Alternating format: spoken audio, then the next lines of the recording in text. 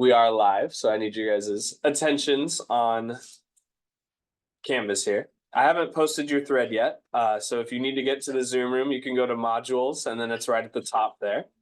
But we're going to be looking right here at this assignment SMRT.1, which are your weekly SMART goals. You guys already did the SMART goals portion, so we'll go through here. I can pass your SMART goal back out if you'd like to reference it for your action plan. But since you guys did lots of analysis on what your goal should be, or what you want your goal to be, I mean, it should still be pretty fresh in your mind. All right, so if you click on this template and you download it, I've already got it downloaded, but I'll click on download. It's gonna pop open in Word, and you now have the ability to type in it. Hooray! Okay, cool. So you can start filling out the action plan, which is this bottom portion right here, breaking down how you're going to actually complete the SMART goal that you set. So my goal is it's gonna be a little difficult to use. Just delete some of these hyphens right here. Cook for myself more frequently. Just to be quick about it. Anytime it's breaking like this, we can delete some of the extra spaces so that it all stays on. Okay, so now you have a spot to put your time-bound aspect of your SMART goal. You got date to finish, and then your M in your SMART goal, your measurable. How are you keeping track? This is all the steps that make your goal achievable. Okay, these are things that are going to get in the way. These are parts of your specific and your relevant considerations. And then you're going to think about how you can best respond to those challenges when they come up. And then this is just stuff that you can put whatever you need. Helpful tools can be like a planner. Helpful resources can be people as well. They can be places. They can be reminders, screen time limits, whatever you need. These are ultimately up to you. There's really not a right answer on this. But each one of these different sections corresponds with a specific part of your SMART goal. So I'm going to put it on the Zoom room example here. This is A for achievable. M for measurables right here. Date is time bound. So you're just going to look a little different than mine because I'm typing on the example. Okay. So we got M-A-R. Right here, we got S and some more R, or maybe not, sorry, M-A-T, I mean. So let's need R, we got relevant.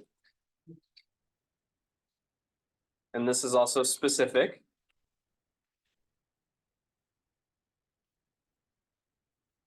Okay, I'm just gonna be mean about it. We'll just leave it like that. Okay, so we got specific, measurable, achievable, relevant, and time bound. All the letters of SMART are kind of breaking down across this action plan here.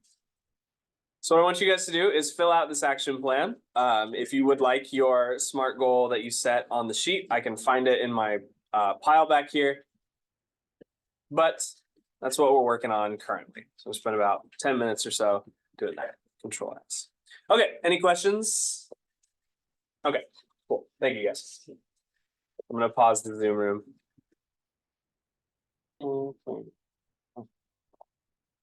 Okay, I want to briefly touch on this next thing that you're going to be working on for the next couple days that we will pick up after the break. If you go into your P2 Future Ready thread, you'll notice that there is a mood board presentations thing on our agenda for the day. We'll talk about your monthly SMART goal later. I think we should just focus on the weekly one for now. And as well as the action plans. I'll talk about habit keeping here in just a second as well. But I want to give you guys something to work on before I just kind of give you some informational pieces that are less things to do and more just things to listen to. The mood board presentations. So I know when you, some of you have already said whether you're okay or not with me printing your mood boards. It might seem kind of counterintuitive to do a presentation on a mood board if you don't want it printed up. It's a lot more involved. But let me be clear right here. I'm going to try, I've not done presentations in classes before, so this is new for me. And secondly, there are some strategies that I've heard of from teachers like Miss Mainers, where instead of presenting to the whole group, you present to small groups and we kind of do rotations. It takes a lot of that pressure off. It makes it a little bit easier to approach. doing something like a PowerPoint because I want everybody to be clear. You do not have to present the mood board that you made that you did not want me to print. That seems counterproductive, right?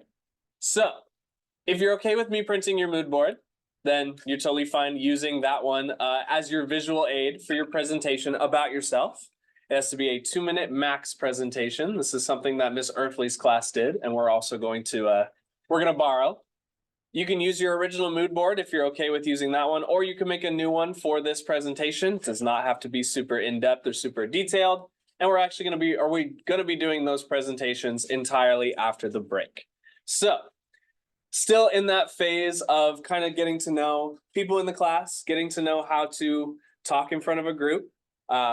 It's hard for me still. It's kind of a weird job to be struggling with that, but with practice, with time, and with the space to do lightweight presentations like these, you guys will get better at this skill. And it is a very important skill to have in a future ready style course because you got to talk to people, unfortunately, sometimes. I'm not trying to do this as a punishment. I just want to be clear. I know there's a lot of presentations are kind of 50-50 with students, if I'm assuming and I'm generalizing. But I also want to be clear that I'm approaching this in a way that I want to be low stakes. I want to be on the more fun side and less on the super intense grading sort of side. Does that make sense? Yes, Kaden, you have a question. What happens if you go over the 2-minute max? What's the case? We can be flexible, but let's try to keep it under 2 minutes as much as you can. 2 minutes, 3 minutes. We can be flexible because it's in the small group. So we just want to make sure everybody has a chance to present. Okay. Does anybody have any questions? All right. So the rest of the time is yours too. It's about 25 minutes. Start working on your presentation, your PowerPoint, or getting your mood board ready. I need to talk to Miss Earthley as well about how she conducted the presentations. But you guys have time to start working on those today, a little bit more time to finish those up tomorrow, and we'll talk about presenting after the break. So you still have some time, even outside of class, if you want to, it's not assigned, to work on these kinds of things. Sound good? Okay. If there's no questions, then I will let you guys get to it. Thank you for listening. I appreciate it very much.